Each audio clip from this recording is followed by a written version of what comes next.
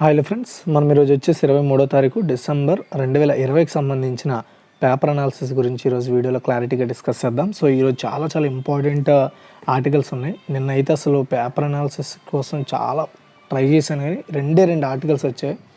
So ఆ రెండు ఆర్టికల్స్ని కూడా ఈరోజు ఇంక్లూడ్ చేసి చెప్పేస్తున్నాను. సో నేను మీకు చాలాసార్లు చెప్పాను, ఒకవేళ కానీ ఆ రోజు కానీ అప్డేట్స్ లేకపోతే నెక్స్ట్ డే అయినా అప్డేట్ చేస్తానని. ఓకేనా? సో ఇంగ్లీష్ పేపర్ చూశాను, కానీ చాలామంది ఇంగ్లీష్ పేపర్స్ వద్దన్న అర్థం కావట్లేదు అని ఇంకా నన్ను కామెంట్ చేసేవాళ్ళు చాలామంది అయ్యారు. సరే ఎందుకులే, మీకు ఇబ్బంది ఏం చేయకూడదు కదా, సో తెలుగు చేద్దామనే ఉద్దేశంతో ఆగిపోయాను నేను. ఓకే, సో అందుకని నిన్న అయితే పెట్టలేదు. నిన్న రెండు ఆర్టికల్స్ దొరికాయి నాకైతే. మరి వేరే వాళ్ళకి ఏమో వేరే వాళ్ళు చాలామంది అంటారు అందులో ఉన్నాయి అంటారు. బట్ నాకు తెలిసినంత వరకు నాకు అవి ఇంపార్టెంట్ అనిపించలేదేమో. సో నాకు ఇంపార్టెంట్ అనిపించిన నేను ఒక రెండు తీసాను, కానీ ఆ రెండింటితో ఏం వీడియో చేస్తానని ఆగిపోవడం జరిగింది. అయితే ఈరోజు చాలా ముఖ్యమైన అప్డేట్స్ ఉన్నాయండి. వీటన్నిటి గురించి కూడా డిస్కస్ చేద్దాం. అయితే ఈ పేపర్ అనాలిసిస్లోకి వెళ్ళే ముందు చూడండి ఫ్రెండ్స్, అనాకాడమీ వాళ్ళు ఎస్పెషల్లీ మన ఈడీయూ టెక్ సబ్స్క్రైబర్స్ ఎవరైతే ఉన్నారో వాళ్ళ కోసం APSC, TSPSC, constable and SI వీటన్నిటికీ కూడా వీళ్ళు ఒక బ్యాచ్ కోర్స్ అయితే స్టార్ట్ చేస్తున్నారు. సో దీనికి సంబంధించి అండ్ అనాకాడమీ అనేది తెలుసు మనందరికీ కూడా, ఇండియాస్ లార్జెస్ట్ లెర్నింగ్ ప్లాట్ఫామ్ అనమాట. సో వీళ్ళైతే మనకి తెలుగులోనే క్లాసెస్ అయితే ప్రొవైడ్ చేస్తున్నారు విత్ టాప్ ఎడ్యుకేటర్స్తో. అండ్ అంతేకాకుండా వీళ్ళు డైలీ మాక్ టెస్ట్లు అయితే కండక్ట్ చేస్తారు. ఈ మాక్ టెస్ట్లు ఎవరైతే విన్ అవుతారో వాళ్ళకి ర్యాంక్ 1, ర్యాంక్ 2, ర్యాంక్ 3 చొప్పున 3,000, 2,000, ₹1,000 వోచర్స్ అయితే ఇస్తారు. ఆ వోచర్స్ని వాళ్ళు దేనికి వోచర్స్ ఇస్తారో అందులో రిడీమ్ చేసుకోవచ్చు. అండ్ అంతేకాకుండా ఇందులో మీరు ఫ్రీ క్లాసెస్ ఏమైనా యాక్సెస్ చేసుకోవాలంటే, అంటే వీళ్ళు కొన్ని కోడ్ యూజ్ చేస్తే ఆ క్లాసెస్ ఫ్రీగా వస్తాయని చెప్తారు కదా, అలాంటివి ఏమైనా మీరు యూజ్ చేసుకోవాలంటే EDU10 అనే కోడ్ని మీరు వాడి సో ఇన్స్టాల్ చేసుకున్నప్పుడు ఈ కోడ్ని ఎంటర్ చేసినట్టయితే మీకు కొన్ని ఫ్రీ కోర్సెస్ ఏవైతే ప్రొవైడ్ చేస్తారో అవి రావడం జరుగుతుంది. అంతేకాకుండా వీళ్ళు ఏపీఎస్సి, టీఎస్పీఎస్సి గ్రూప్ 1, 2కి సంబంధించి వీళ్ళు లక్ష్యం అనే ఒక బ్యాచ్ కోర్స్ని స్టార్ట్ చేస్తున్నారు. అదే పోలీస్ టేబుల్, కానిస్టేబుల్, ఎస్ఐకి చూసుకుంటే రక్షక్ అనే ఒక బ్యాచ్ కోర్స్ని స్టార్ట్ చేస్తున్నారు ప్రిలిమ్స్కి, మెయిన్స్కి. సో దీంట్లో కూడా మీరు ఆ పర్సంటేజ్ డిస్కౌంట్తో సో సబ్స్క్రిప్షన్ కోడ్ యూజ్ చేయండి. EDU10 అనే కోడ్ వాడితే మీకు ఇందులో 10% వీళ్ళు ఇచ్చే ప్రైస్లో ఈ రక్షక్ కానీ లక్ష్యం కానీ ఇందులో 10% అయితే మీకు రిడీమ్ అవుతుంది అనమాట. దానివల్ల మీకు 20% డబ్బులు మిగులుతాయి. నెక్స్ట్ వీళ్ళు డైలీ T20 ఛాంపియన్షిప్ అనేది కండక్ట్ చేస్తున్నారు. సో వీళ్ళు ఏంటంటే డైలీ ఒక టెస్ట్ పెడతారనమాట, ఎవ్రీడే ఒక టెస్ట్ ఉంటుంది. సో ఆ టెస్ట్ అనేది 8 గంటలకు ఉంటుంది. ఆ టెస్ట్ అనాలిసిస్ అనేది సో 8:30కు ఉండడం జరుగుతుంది. ఎవరైనా కాంపిటేటివ్ జాబ్స్కి ప్రిపేర్ అవుతున్న వాళ్ళకి ఇది చాలా యూస్ఫుల్గా ఉంటుంది. ఇది మాత్రం ఫ్రీనే, ఎలాంటి డబ్బులు పే చేయాల్సిన అవసరం లేదు, ట్రై చేయండి. అంతేకాకుండా ఈ డైలీ T20లో ఎవరైతే టాపర్స్గా ఉంటారో వీళ్ళు ఒక టెస్ట్ పెడతారు. అందులో ఎవరైతే టాపర్స్ అవుతారో వాళ్ళకి 1 month free APSC, TSPSC subscription వస్తుంది. అండ్ అంతేకాకుండా ఇక్కడ EDU10 అనే కోడ్ వాడడం వల్ల ఎంతెంత తగ్గుతుందో ఇక్కడ మనకు చూడడం జరిగింది. సో ఇది మీరు చూసుకోండి, ఓకేనా? అండ్ అయితే మనం సబ్స్క్రిప్షన్ చేసుకునేటప్పుడు సబ్స్క్రిప్షన్ మీద క్లిక్ చేసిన తర్వాత సో మనకి ఎంత టైం అంటే 6 months కావాలా, లేదంటే 11 months కావాలా, 24 months కావాలని అడుగుద్ది. అండ్ అక్కడ క్లిక్ చేసిన తర్వాత పేమెంట్ చేయమంటుంది అనమాట. సో పేమెంట్లో మీరు EMI పెట్టుకోవచ్చు, లేదా డైరెక్ట్గా క్యాష్ అయినా వెంటనే ఇచ్చేయచ్చు. సో కింద డిస్క్రిప్షన్ అన్ని లింక్స్ ఉంటాయి, క్లిక్ చేసి ఒకసారి విజిట్ చేయండి. చూడండి, ఇక్కడ మనకి మోడీకి లీజియన్ ఆఫ్ మెరిట్ అనమాట. సో మోదీ గారికి అత్యున్నత పురస్కారంతో గౌరవించిన అమెరికా. సో అమెరికా గవర్నమెంట్ ప్రధాని నరేంద్ర మోదీ గారిని, సో భారత ప్రధాని నరేంద్ర మోడీని అత్యున్నత పురస్కారం అందజేసింది అతనికి. ఆ అవార్డు పేరు వచ్చేసి లీజియన్ ఆఫ్ మెరిట్. గుర్తుపెట్టుకోండి, అవార్డు పేరు ఏంటంటే లీజియన్ ఆఫ్ మెరిట్తో ఏ దేశం భారత ప్రధాని నరేంద్ర మోదీని సత్కరించింది అన్నారనుకోండి, సో అమెరికాను గుర్తుపెట్టుకోవాలి. ఓకే, చాలా ఇంపార్టెంట్ ఇది. ఈ అవార్డుని అందజేసింది. శ్వేత సౌధంలో జరిగిన కార్యక్రమంలో మోదీ తరపున ఈ అవార్డుని అయితే యూఎస్లో ఉన్న భారత రాయబారి ఎవరండి? తరణ్జిత్ సింగ్ సంధు, ఇతనికి ఇవ్వడం జరిగింది అవార్డుని. So US national secretary advisory Robert O'Brien దీన్ని సంధుకు అందజేశారండి. ఎవరు ఇచ్చారండి? US national secretary so advisory Robert O'Brien. అయితే అమెరికా భారత వ్యూహాత్మక భాగస్వామ్యాన్ని పెంచడంలో మోదీ చేసిన కృషికి కానీ అవార్డు ఇస్తున్నట్లు ఓబ్రియన్ అతను ట్వీట్ చేశారు. సో ఆస్ట్రేలియా ప్రధాని స్కాట్ మారిసన్, జపాన్ మాజీ ప్రధాని షింజో అబేలకు ఈ పురస్కారాలు కూడా ఇచ్చారు మనతో పాటు. ఎవరెవరికి? జపాన్కి, అంతేకాకుండా సో నెక్స్ట్ వచ్చేసి ఆస్ట్రేలియాకి. ఈ 2 దేశాలు కూడా మన దేశంతో పాటు ఇచ్చారు. అయితే ఆయా దేశాల రాయబారులు వీటిని అందుకున్నారు. ఇప్పటికే ప్రధాని నరేంద్ర మోదీ చొరవ గుర్తించిన పలు దేశాలు అత్యున్నత పురస్కారాలు అందజేశాయి. సో 2016లో Saudi Arabia order of Abdul Aziz, అదే సంవత్సరంలో గాజీ అమీర్ అమానుల్ ఖాన్ స్టేట్ ఆర్డర్ అవార్డుని తీసుకున్నారు మోదీ గారు. 2018లో grand collar of the state of Palestine, 2019లో UAE order of the Zayed award, Russia order of Andrew పురస్కారంతో పాటు మాల్దీవుల అత్యున్నత పురస్కారాన్ని కూడా మోదీ గారు అందుకోవడం జరిగింది. ఓకే, చాలా అవార్డులు అందుకున్నారు. ఇక్కడ మీరు ఇది గుర్తుపెట్టుకోవాలి, ఎందుకులే అని వదిలేస్తే అవ్వదు. ఇక్కడ ఇది చాలా ఇంపార్టెంట్ టాపిక్ ఇది అంతా కూడా. ఓకే, సో ఎప్పుడెప్పుడు ఎవరెవరు ఏ అవార్డులు ఇచ్చారు కూడా చాలా ఇంపార్టెంట్. ఓకే, గుర్తుపెట్టుకోండి. నెక్స్ట్ వచ్చేసి టాప్ బ్యాంకుల్లో హెచ్డిఎఫ్సి, ఐసిఐసిఐ ఉన్నాయంట. 3వ స్థానంలో ఎస్బీఐ. అండ్ అగ్రగామి వాలెట్లుగా గూగుల్ పే, ఫోన్పే. వాలెట్స్ అంటే లైక్ యూపీఐ పేమెంట్స్ ఇస్తున్న సంస్థలు. అండ్ విజికి అనే ఒక సంస్థ ఈ నివేదికను విడుదల చేసింది. అది ఏం చెప్పిందో ఒకసారి చూద్దాం. ఇవ్వండి, విజికి అనే సంస్థ. So HDFC bank, ICICI bank, SBI yes bank, PNB, HSBC ఈ బ్యాంకు 2020 సంవత్సరానికి అగ్రగామి ప్రతి బ్యాంకులో ప్లేస్ సంపాదించుకున్నాయి. ఇందులో Kotak Mahindra bank, bank of Baroda, Deutsche bank, IDBI top 10లో వరుసగా ఉన్నాయి. అదేవిధంగా గూగుల్ పే, ఫోన్పే టాప్ 2 వ్యాలెట్లుగా నిలవడం జరిగింది. అయితే చూడండి, విజికి విడుదల చేసిన the BFSI movers and shakers 2020 అనే ఒక నివేదికలో సో బ్యాంకులు, వ్యాలెట్లు, యూపీఐ అండ్ ఎన్బిఎఫ్సిలు, స్మాల్ ఫైనాన్స్ బ్యాంకులు, పేమెంట్ బ్యాంకులు వేగవంతమైన పురోగతి గురించి ఈ నివేదిక చెప్పింది. అంటే ఏ బ్యాంక్ ఏ విధంగా పనిచేస్తుంది, దాని స్థితిగతులు ఎలా ఉన్నాయి ఏంటనేది. సో కరోనా తదనంతరం పరిణామాలతో బీమాకు కూడా ఆదరణ బాగా పెరిగిపోయినట్లు తెలిపింది. ఈ ఏడాది యూపీఐ వాలెట్లు బాగా వినియోగంలోకి వచ్చాయని, కస్టమర్లకు ఇవే చేరువ కావడానికి నూతన అవకాశాలకు వాటికి అందుబాటులోకి వచ్చాయని చెప్పారు. So ICICI bank, HDFC bank, SBI కస్టమర్ల అవసరాలకు అనుగుణంగా వేగంగా రూపాంతరం చెందినట్లు పేర్కొన్నారు. ఇక యోనో నెంబర్ 1గా నిలవగా నియో, కోటక్ 811 యాప్లు 2, 3 స్థానాల్లో ఉన్నాయి. అయితే ఎన్బిఎఫ్సిలు ఈ ఏడాది ఎంతో కీలక పాత్ర పోషించాయని, సూక్ష్మ, చిన్న, మధ్య తరహా సంస్థల నిధుల అవసరాలకు ప్రధాన వనరులుగా మారాయని, కరోనా టైంలో బ్యాంకులు ఎన్బిఎఫ్సిలకు మరింతగా రుణాలు ఇవ్వడం ద్వారా ఈ విధంగా ఎక్స్పోజర్ పెంచుకున్నాయని ఈ నివేదిక చెప్పింది. ఓకే, సో చూడండి, ఈ విజికి సంస్థ విడుదల చేసిన సో ఈ నివేదికలో ఫస్ట్ ప్లేస్లో వచ్చేసి హెచ్డిఎఫ్సి, ఐసిఐసిఐ, తర్వాత ఎస్బీఐ, ఇలా మూడు బ్యాంకులు ఉన్నాయి. అండ్ అంతేకాకుండా వాలెట్లుగా చూసుకుంటే గూగుల్ పే ఫస్ట్, సెకండ్ వచ్చేసి ఫోన్పే నిలవడం జరిగింది. ఓకే, సో అసలు ఇందులో ప్రజెంట్ అయితే పేటిఎం లేదు. అండ్ కాకపోతే ఫస్ట్ 2 స్థానాలు కాబట్టి మరి 3, 4 స్థానాలు ఏమున్నాయి అనేది ఇంకా మనకు తెలియదు. ఓకే, ఇక్కడ వాళ్ళు ఏం చెప్పలేదు. సో నెక్స్ట్ వచ్చేసి బలూచ్ హక్కుల మహిళా కార్యకర్త హత్య. బలూచ్ హక్కులు, సో ఇదేంటో చూద్దాం. చూడండి, సో బలూచిస్తాన్ హక్కుల కార్యకర్త కరీమా బలూచ్, గుర్తుపెట్టుకున్న అమ్మాయి పేరు కరీమా బలూచ్, కెనడాలో హత్యకు గురయ్యారు. ఆవిడ బలూచిస్తాన్ హక్కుల కార్యకర్త. ఇవ్వండి ఈవిడే. ఓకే, సో 2016లో పాక్ నుంచి కెనడాకు వచ్చేసారు ఆవిడ. అండ్ అక్కడ బలూచిస్తాన్ మానవ హక్కుల కోసం నిరంతరం పోరాడుతూ వచ్చారు. ఆదివారం నుంచి కానరాకుండా పోయారు ఆవిడ. అయితే ఈవిడ ఒక మృతదేహం టొరంటో అర్బన్ ఫ్రంట్ సమీపంలో కనుగొన్నారు. ఆమె హత్యలో పాకిస్తాన్ హస్తంపై పరిశోధన జరగాలని పలువురు డిమాండ్ చేశారు. ఆమె మృతికి సంతాపంగా బలూచ్ నేషనల్ మూవ్మెంట్ 40 రోజులు సంతాప దినాలుగా ప్రకటించింది ఆమెకి. అందుకే నేను ఈ ఆర్టికల్ కట్ చేశాను. 40 రోజులు తక్కువ కాదండి, 30 అంటే ఒక నెల. సో ఆ అమ్మాయికి సంతాప దినాలుగా ప్రకటించారు. ఎవరు? బలూచ్ నేషనల్ మూవ్మెంట్ వాళ్ళు. అయితే 2016లో బీబీసీ ప్రచురించిన 100 మంది అత్యంత ప్రభావవంతమైన మహిళల జాబితాలో కరీమా కూడా ఉంది. ఓకే, అయితే భారత ప్రధాని నరేంద్ర మోదీ 2016లో స్వాతంత్ర దినోత్సవం రోజున బలూచ్ అంశాన్ని తన ప్రసంగంలో ప్రస్తావించారు. అనంతరం రక్షాబంధన్ రోజున ప్రధాని మోదీని సోదరుడిగా సంబోధిస్తూ తమ ప్రాంతంలో జరుగుతున్న నరమేధంపై గొంతెత్తాలని కరీమా కోరారు మోదీ గారిని. అండ్ డిసెంబర్ 14న కరీమా చివరి ట్వీట్లో బలూచ్ ఉద్యమకారులను రక్షించాలని కోరారు. పాక్ సైన్యం దురాఘాతాలకు దుయ్యబట్టారు. గత మేలో బలూచ్ జర్నలిస్ట్ సాజిద్ హుస్సేన్ను స్వీడన్లో పాక్ కిరాయి మోకులు హత్య చేశాయి. బలూచిస్తాన్లో పాక్ సైన్యంతో పాటు డెత్ స్క్వాడ్స్ చెలరేగిపోతున్నాయి.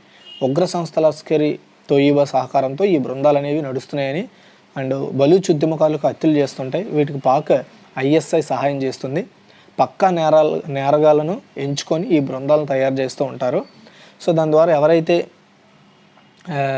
పాకిస్తాన్ మీద యాంటీగా పనిచేస్తుంటారో వాళ్ళందరినీ కూడా చంపేయడం జరుగుతుంది. ఓకే, సో అది ఇక్కడైనా కావచ్చు, వేరే ఏ దేశంలో, అండ్ ఈవెన్ మన దేశంలో కూడా ఎవడైనా సో పాకిస్తాన్పై దేశం మీద ద్రోహంగా మాట్లాడుతున్నాడని తెలిసిన, యాంటీగా మాట్లాడుతున్నాడని తెలిసిన ఒక 2 నెలలు, 3 నెలలు, 4 నెలల గ్యాప్లో మంచి ప్లాన్ వేసుకొని వచ్చే వాళ్ళని హత్య చేసేస్తారు. ఇది సో పాక్ చేస్తున్న పని అనేసి చెప్తున్నారు, మరి చూడాలి.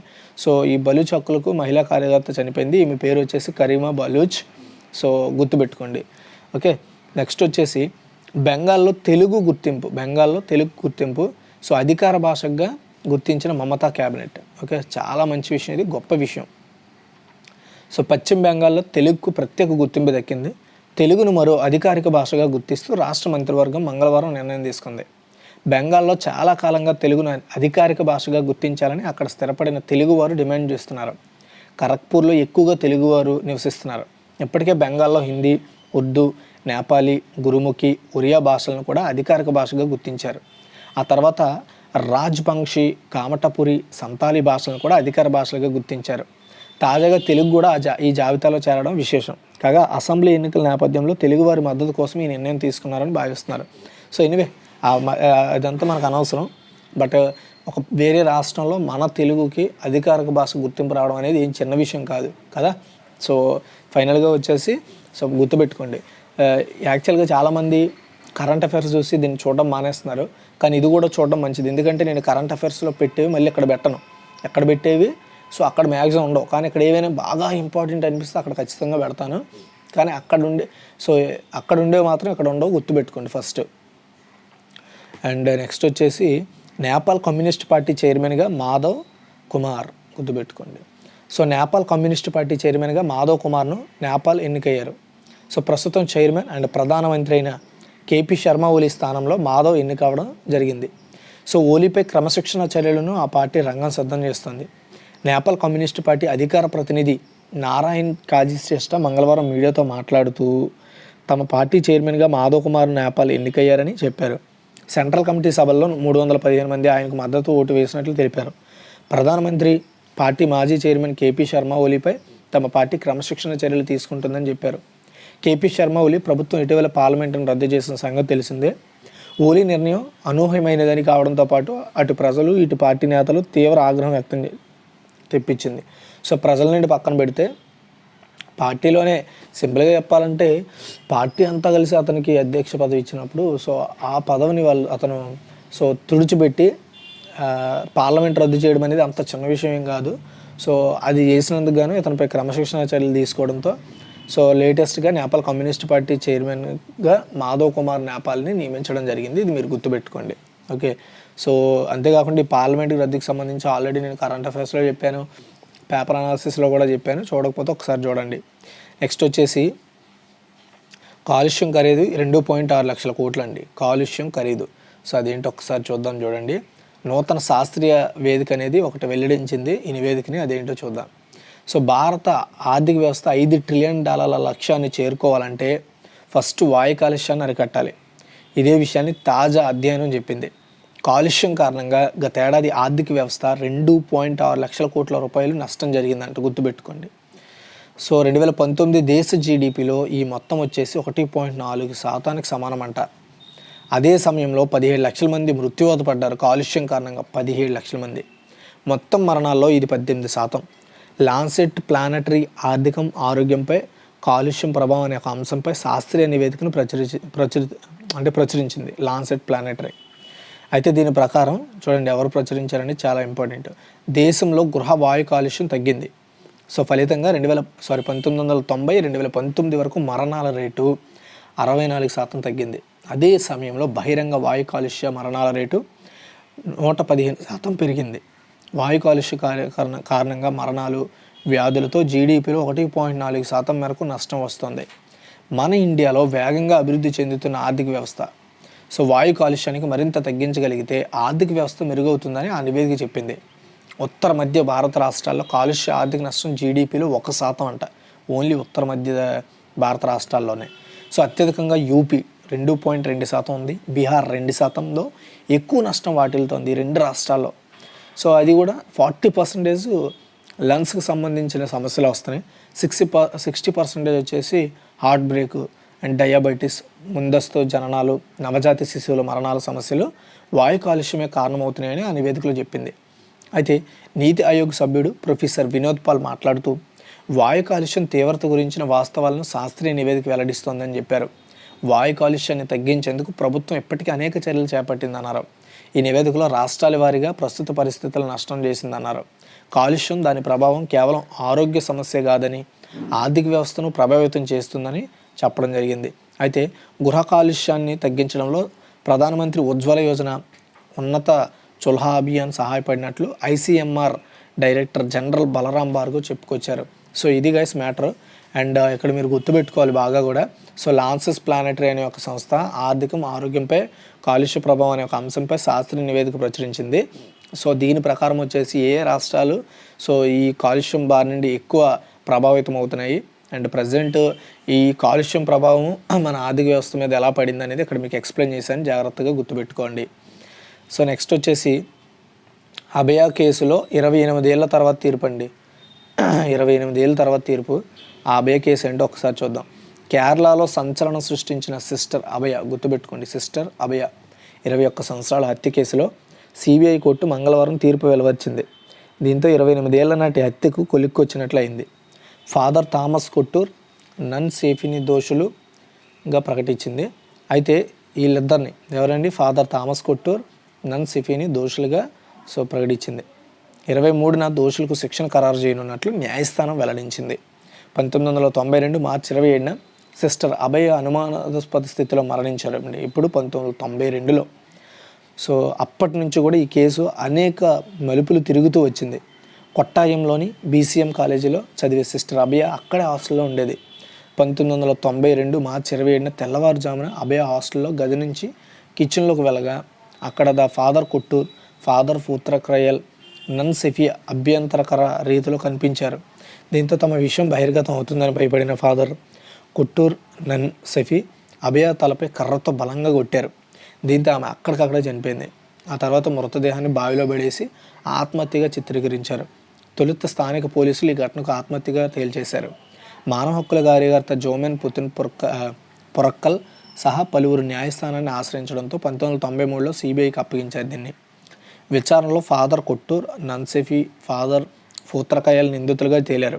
2009లో ఛార్జ్షీట్ దాఖలు చేయగా సుదీర్ఘ విచారణ తర్వాత సిబిఐ కోర్టు తీర్పు వెలువచ్చింది. సో నేను చాలాసార్లు చెప్పాను అసలు ఛార్జ్షీట్ అంటే ఏంటి అనేది.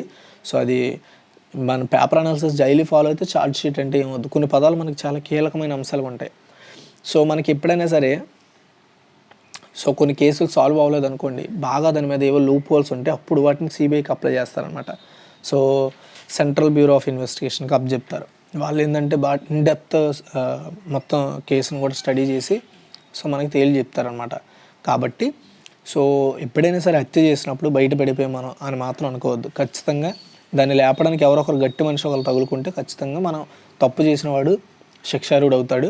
సో 28 ఏళ్ళ తర్వాత సో తీర్పు రావడం జరిగింది, ఇది గుర్తుపెట్టుకోండి. ఓకే. సో నెక్స్ట్ వచ్చేసి సెప్ బాట్లర్పై క్రిమినల్ కేసు చూడండి. జూరిచ్లో సాకర్ మ్యూజియం పునర్నిర్మాణంలో అవకతవకలకు పాల్పడిన ఫిఫా మాజీ అధ్యక్షుడు సెప్ బ్లాటర్పై క్రిమినల్ కేసు నమోదు చేశారండి. ఓకే. సో యాక్చువల్గా మార్కెట్ రేట్ల కంటే ఎక్కువ అద్దెలు చెల్లించే విధంగా ఒప్పందాలు చేసుకొని సో భారీగా కమిషన్లు దండుకున్నాడని ఫిఫా అతనిపై ఫిర్యాదు చేసింది. యాక్చువల్గా ఈ ఇంటర్నేషనల్గా వైడ్గా వచ్చే ఈ ఏదైతే పెట్టుబడులు ఉంటాయో ఆ పెట్టుబడులను ఎవరైతే మనము స్టేడియంస్ కావచ్చు, రూమ్స్ కావచ్చు అద్దెకి తీసుకుంటూ ఉంటారు కదా. సో ఆ అద్దెని ఫర్ ఎగ్జాంపుల్ 10,000 అనుకోండి, దాన్ని 15,000కి చెప్పి సో అందులో 10,000 అసలు అద్దె తీసుకొని మిగతా 5,000 వచ్చేసి ఇతను నొక్కేసేవాడు అనమాట.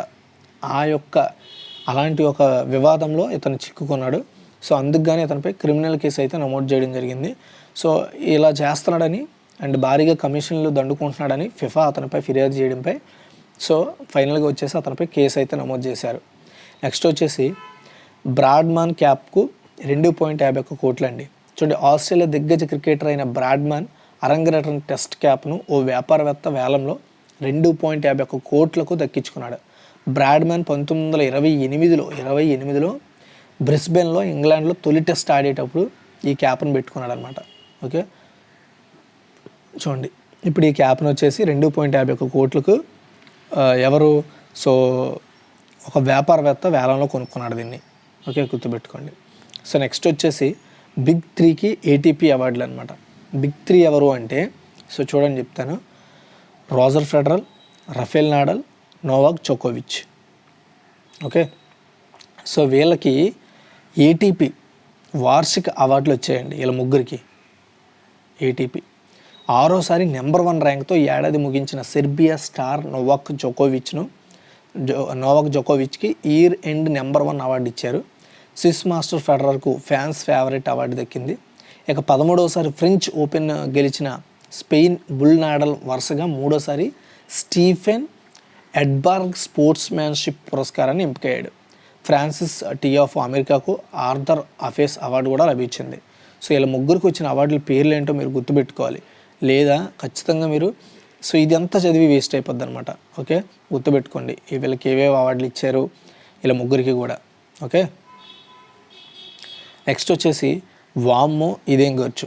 చూడండి, ఈ ఏడాది జరగాల్సిన టోక్యో ఒలింపిక్స్ అనేవి కరోనా కారణంగా ఆగిపోవడం జరిగింది కదా. సో అయితే దీనికి వచ్చే ఏడాదికి వాయిదా వేశారు. అయితే వచ్చే ఏడాదిలో ఇది జూలై 23 నుంచి ఒలింపిక్స్ ఆగస్టు 24 వరకు కూడా జరుగుతుంది. ఇలా విశ్వ క్రీడలను రీషెడ్యూల్ చేయడం వల్ల ఒక మెగా ఈవెంట్ నిర్వహణ తలకు మించిన భారంగా మారుతుందని నిర్వాహకులు చెప్పారు. తొలుతగా ఒలింపిక్స్ బడ్జెట్ వచ్చేసి వీళ్ళు వేసుకుంది $12.6 మిలియన్ ఓన్లీ. అది సో ఈ సంవత్సరం జరిగి ఉంటే, అయితే ఇది ఒక 1 అవర్ ఎక్స్టెండ్ అవ్వడం వల్ల, వాయిదా పడడం వల్ల 22% పెరిగాయంటే ఇప్పుడు ఆ ఖర్చులు. ఈ విషయాన్ని టోక్యో క్రీడల నిర్వాహక కమిటీ అనౌన్స్ చేసింది. అంటే మొత్తంగా ఈ క్రీడల వ్యయం వచ్చేసి $15.4 బిలియన్ అవుద్దంట. ఇంతకుముందు ఎంత చెప్పారు? 12.6% చెప్పారు. ఇప్పుడు అదేది $15.4 బిలియన్ అవుతుందని చెప్తున్నారు. సో $20 బిలియన్ ఎక్కువగా ఖర్చు అవుతుందని చెప్పారు. జపాన్ రాజధాని టోక్యోలో ఒలింపిక్స్ నిర్వహించాలని 2013లో అంతర్జాతీయ ఒలింపిక్స్ కమిటీ నిర్ణయించినప్పుడు క్రీడల అంచనా వ్యయం వచ్చేసి కేవలం $7.5 బిలియన్ మాత్రమే. ఆ తర్వాత మళ్ళీ 12.6, ఇప్పుడు ప్రజెంట్ వాయిదా వేయడం వల్ల 15.4కు పెరిగింది. చాలా డిఫరెన్స్ వచ్చేసింది. ఇటీవల ఆక్స్ఫర్డ్ యూనివర్సిటీ చేసిన అధ్యయనం ప్రకారం ఒలింపిక్స్ చరిత్రలోనే అత్యంత ఖరీదైన క్రీడలుగా టోక్యో ఈవెంట్ రికార్డు నెలకొల్పే అవకాశం ఉందని చెప్తున్నారు. అంటే ఇప్పుడు వరకు ఒలింపిక్స్ జరిగాయి కదా, ఈ ఒలింపిక్స్ అన్నింటిలో కూడా అత్యధికంగా బడ్జెట్ అయిన ఒలింపిక్స్ క్రీడ వచ్చేసి టోక్యో ఒలింపిక్స్గా పేరు ఉంటుందని ఆక్స్ఫర్డ్ యూనివర్సిటీ వాళ్ళు చేసిన ఒక స్టడీ ప్రకారం తెలిసింది. గుర్తుపెట్టుకోండి. నెక్స్ట్ వచ్చేసి లాస్ట్ అండ్ ఫైనల్ ఎడిటోర్లు అండి. వ్యాక్సిన్ ప్రజల కోసమా వ్యాపారం కోసమా అనే టైటిల్తో మనకి ఈరోజు ఉంది.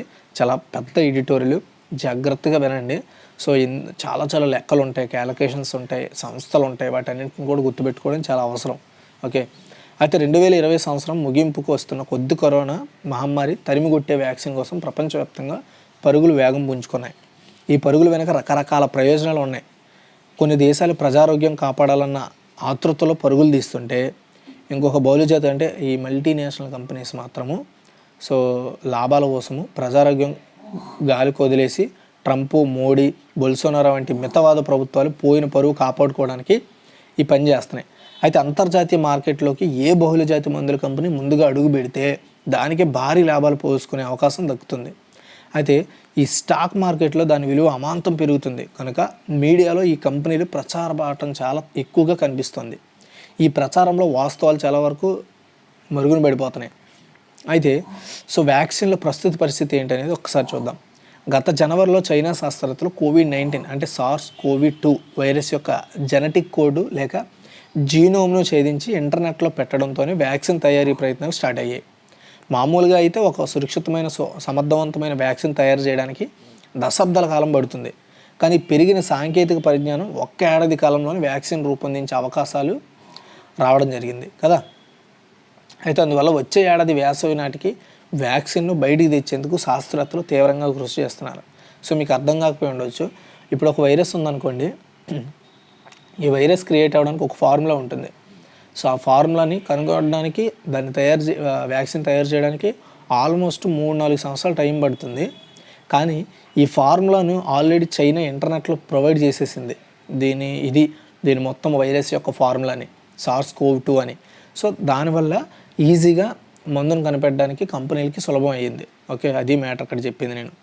అయితే ఇప్పటికే చాలా కంపెనీలు దీన్ని తయారు చేయడానికి కృషి చేస్తున్నాయి, ఆల్రెడీ అయిపోయింది కూడా. ఇప్పుడు ప్రజెంట్ వచ్చేసి హ్యూమన్ ట్రయల్స్లో ఉన్నాయి. అయితే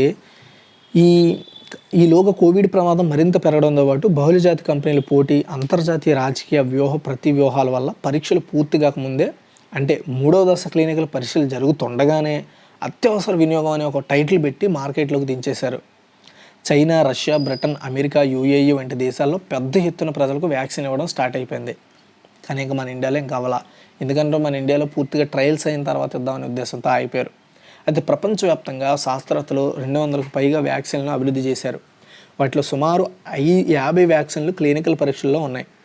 మరో 150 వ్యాక్సిన్లు వివిధ అభివృద్ధి దశల్లో, అంటే ల్యాబొరేటరీ జంతువులపై పరీక్షలు జరుగుతున్నాయి 150 వ్యాక్సిన్లకి. అయితే వివిధ దేశాల్లో 9 వ్యాక్సిన్లను అత్యవసర అనుమతి పొంది ప్రజలకు ఇస్తున్నారు. ఓకే, వీటిలో చైనాకు చెందిన 4 ఉన్నాయి, రష్యాకు చెందిన 2, అమెరికా, బ్రిటన్ బహుళజాతి సంస్థలు తయారు చేసిన 3 వ్యాక్సిన్లు ప్రజెంట్ దేశవ్యాప్తంగా ఇచ్చేస్తున్నారనమాట. ఇంకా ఇందులో కంప్లీట్గా ట్రయల్స్ అవ్వలేనివి కొన్ని ట్రయల్స్ అవుతుండగానే ఇచ్చేస్తున్నారు.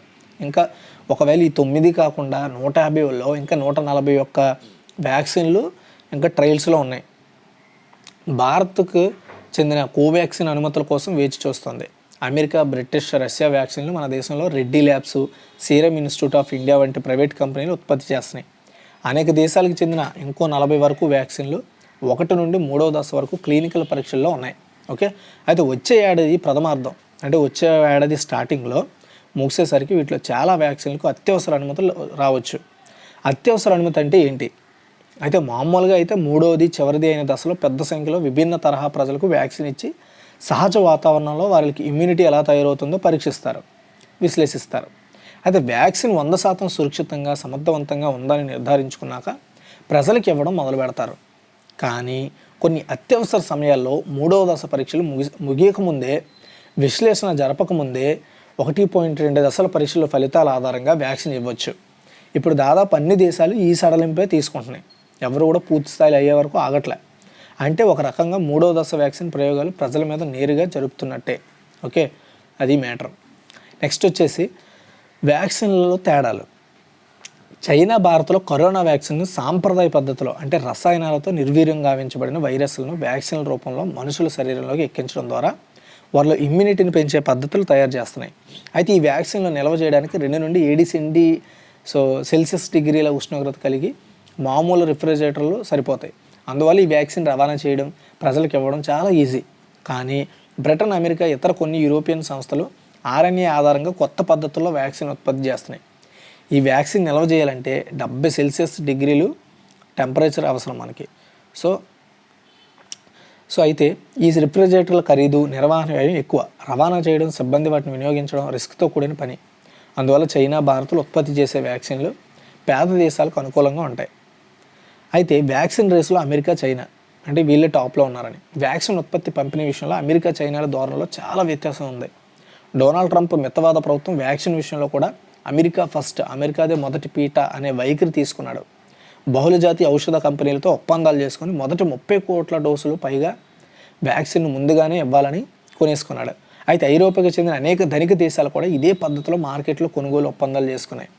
వ్యాక్సిన్ను ప్రజలకు ప్రాధాన్యత క్రమంలో ఇవ్వాలని, పేద దేశాల సంగతి పట్టించుకోవాలని ప్రపంచ ఆరోగ్య సంస్థ కూడా చెప్పింది.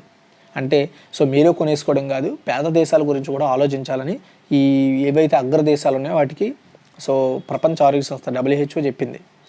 ట్రంప్ గత ఎన్నికల్లో గెలవడానికి కరోనా వ్యాక్సిన్ను ఒక రాజకీయ సాధనంగా వాడుకోవడానికి ప్రయత్నించారు. ఎన్నికలకు ముందుగానే దేశ ప్రజలందరికీ వ్యాక్సిన్ అందజేస్తున్నట్లు ప్రకటించారు. అయితే సేమ్ బీహార్ ఎన్నికల్లో కూడా మోడీ ప్రభుత్వం కూడా ఇటువంటి ప్రచారమే చేసింది. వ్యాక్సిన్ విషయంలో అమెరికా కానీ, ధనిక యూరప్ దేశాలు కానీ పేద దేశాల విషయమే పట్టించుకోలే. WHO మాత్రం పేద దేశాలకు సుమారు 200 కోట్ల డోసులు వ్యాక్సిన్ అందించేందుకు దాతలను డబ్బులు పోగు చేసింది. చైనా వైఖరి పశ్చిమ దేశాల వైఖరికి భిన్నంగా ఉంది.